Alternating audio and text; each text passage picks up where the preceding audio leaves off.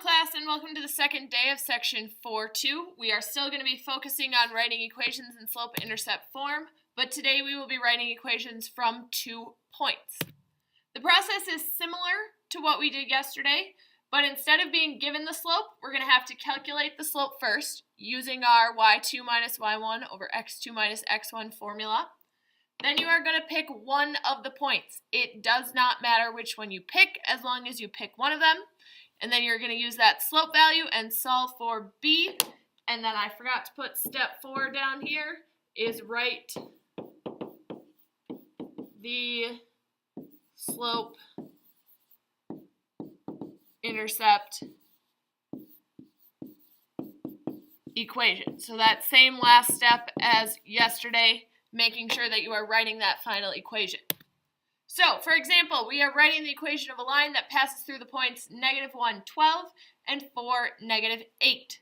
So we've got x1, y1, x2, and y2. So we're going to plug those into our slope formula, which is going to give me a -8 minus 12 over 4 minus -1. This gives me a -20 over a +5. Giving me a slope value of -4. So again, y2 minus y1 over x2 minus x1, and that is our slope. Now, you need to pick one of the points. I'm going to show both to prove to you that it works, but you only need to pick out one. So if I use this first point, I'm going to say that y is equal to 12. So I've got 12 is equal to my slope, which is -4, times my x, which is -1, plus b. Then we're going to continue solving like we did yesterday. So I've got 12 is equal to 4 plus b after I multiply. Then I'm going to go ahead and subtract 4 on both sides to solve for b, giving me 8 is equal to b. So my final equation would say y is equal to -4x plus 8. So that would be if I used the first point. Now, if I go ahead and use the second point for my equation, I'm going to start off by saying -8 is equal to -4 times 4 plus b. Then again, I'm going to go ahead and multiply, giving me -8 is equal to -16 plus b. In order to get rid of -16 from both sides, we are going to add 16. -8 plus 16 gives me a +8 is equal to b. And once again, my final equation is equal to y -4x plus 8. So again, it does not matter which point you plug in. Either one will get you to the same equation. I demonstrated both during this example. On your homework assignment, and for the rest of the video, you only have to do one. I will continue to demonstrate both. So now I want you to go ahead and try this one on your own. So we end up with our slope of -3. This first work is for using the first point, and the second point work is for using the second point. Either way, you end up with y is equal to -3x plus 9. Going to go through another example here. Again, we're going to start with y and x. So we've got x1, y1, x2, y2. So off doing my slope, I'm going to have my y2, which is 0, minus -8, over x2, which is -7, minus 5, giving me an answer of 8 over -12. And I can reduce that fraction by dividing both of them by 4, which is going to give me 2 over -3. If you prefer to write it out as slope is equal to -2/3, moving that negative sign up to the top, that is okay. It is preferable because most fractions have the negative sign up top. Again, I am now going to demonstrate using both of the points. You would only have to pick one. So for our first point, we would say -8 is equal to our slope of -2/3 times 5 plus b. So we've got negative 8, and we're going to multiply those fractions. So I've got negative 2 over 3 times 5 over 1, which is going to give me negative 10 over 3 plus b. You then need to add your 10/3 to both sides.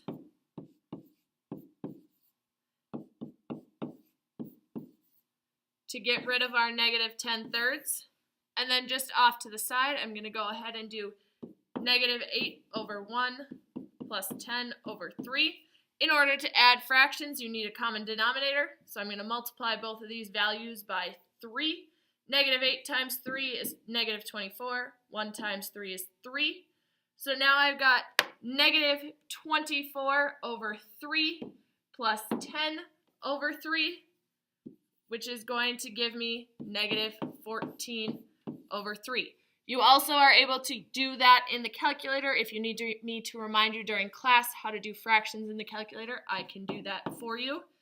But our final equation for this one ends up being y is equal to negative 2/3 x minus 14/3. Now I'm going to demonstrate what would happen if we use the second point to find our b value. So I'm going to go ahead and say 0 is equal to negative 2/3 times negative 7 plus b.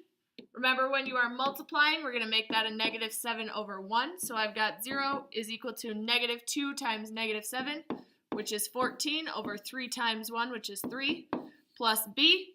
In order to get rid of that positive 14/3, I'm going to subtract 14/3 on both sides, giving me a negative 14/3 is equal to b. And then my final equation, once again, is negative 2/3 x minus 14/3. You're going to notice with this second example, there was a lot less calculation going on because one of my values was already equal to 0.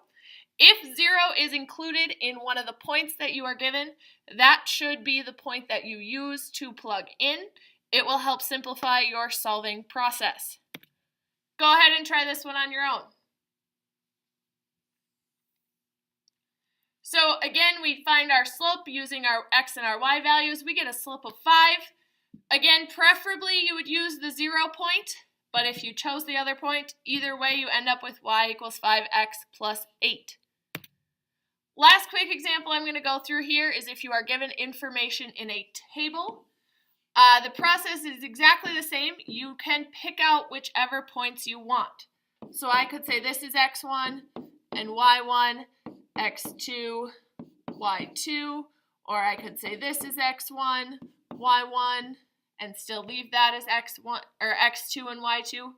So when you're given a table, all you need to do is pick out which 2 pieces of information you want to use.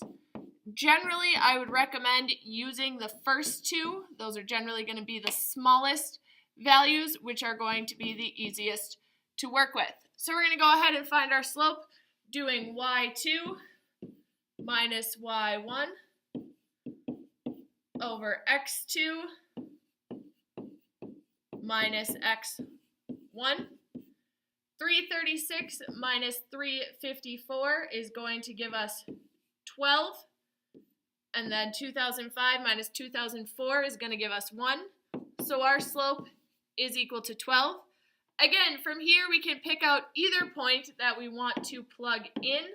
I'm going to use the first point first. So we've got 354 is equal to 12 times 2004 plus b. When we go ahead and do 12 times 2004, we end up with 354 is equal to 24,048 plus b.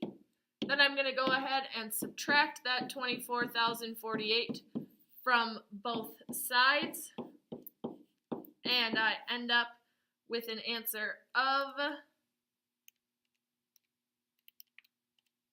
negative 23,694 is equal to b. So our equation is going to be y is equal to 12x minus 23,694. Again, you can always use the second point if you wanted to.